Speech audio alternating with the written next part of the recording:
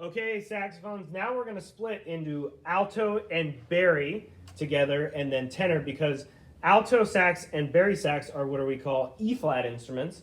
And so what we call their notes are going to be the same. And a tenor sax and a soprano sax are a B-flat instrument. So that note is going to, their notes are going to come out differently than these notes.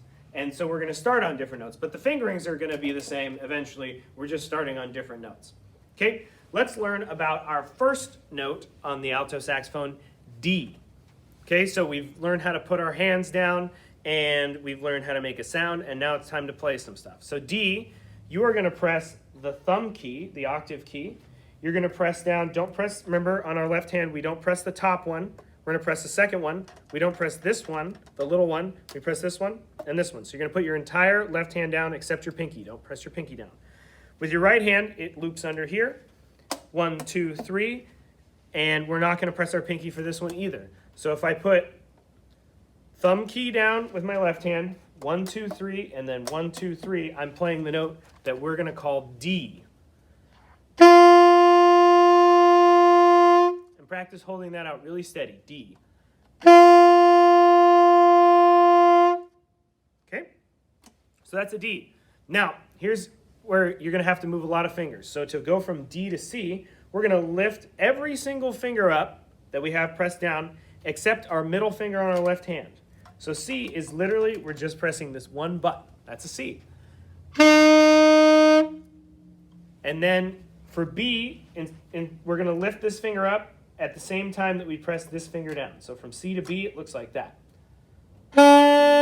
So B is just this finger, C is this finger, and then D is going to be all the fingers except our pinkies. Okay? To recap, D, thumb, 1, 2, 3, 1, 2, 3, on the right and left hands, no pinkies. C, lift all those up except your middle finger, okay, on your left hand. This button is C. Try to keep your fingers as close as you can. They always want to stay touching. Don't let them fly off like this. Stay touching the pearls on the keys. Okay? Here's a C, just middle finger. The rest of my fingers are still touching, but they're not pressing down. It's going to be the same thing on the bari sax. Okay? And then B, I'm going to lift this one up. I'm still touching the pearls. And then I'm going to put my first finger down, my index finger on my left hand, and that plays a B. Now, if you can get these notes out with beautiful, steady sound, what I'm going to recommend you do is practice going back and forth between them. It's going to be hard to do D to C because you're going to have to move a lot of fingers. When you practice it, go slowly and try to do it efficiently so you don't let your fingers fly off like this, right? We don't want that. It makes clicky saxophone noises. And eventually, when we have to play fast, we want our fingers to be as close as possible. So it's going to look more like this. Here's D, right? My fingers are really close. Here's C. I'm still touching, but I've lifted them up so that they're not covered. D, C, D.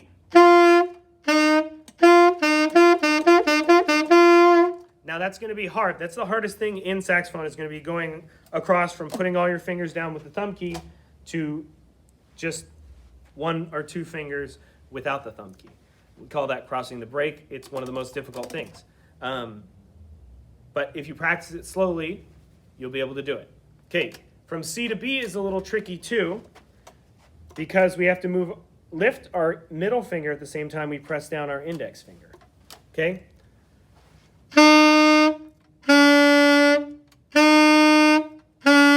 Start as slow as you need to. You could even go da, C, pause, switch to B. Even if you need to think about it.